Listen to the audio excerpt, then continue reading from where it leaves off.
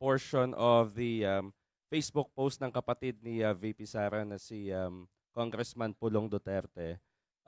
Kino-question po niya yung constitutional process na ginawa daw po ng House of Representatives na parang ang step 1, impeach po muna. Step 2, maghanap daw po ng dokumento or maghanap ng ebidensya.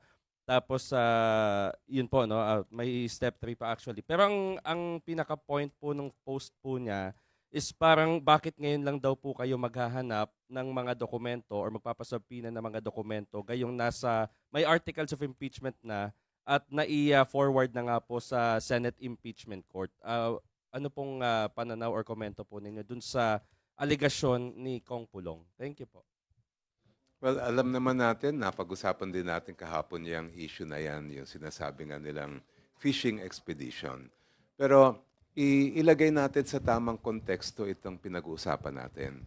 Noong pumasok yung impeachment complaint sa Committee on Justice, House of Representatives, ang tungkulin ng committee noon ay malaman lang kung merong probable cause. So wala sa trabaho namin na halungkatin ang lahat ng ebidensya na magkaroon mismo ng trial dahil nasa kamay ng Senado yung pagkoconduct ng trial. Kaya mapapansin ninyo, wala pang portion lang actually ng ebidensya ang nakita natin sa Committee on Justice.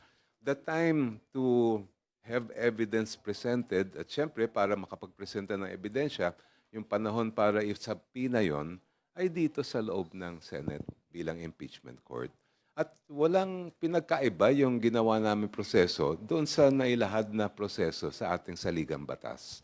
Kaya kami naniniwala at paulit-ulit namin sinasabi na walang ganun na nangyaring na fishing expedition, wala rin nangyaring mga shortcut o yung sinasabi nilang trial noong nasa House of Representatives ang kaso. Yeah, siguro para din madaling maintindihan ng mga kababayan natin, baka masanay sila doon sa criminal cases, no? Na una yan, bago sumampa sa husgado, dumadaan muna yan sa tinatawag na preliminary investigation, no? Before the fiscal. So tulad ho ng nasabi ni Kong Shell, no?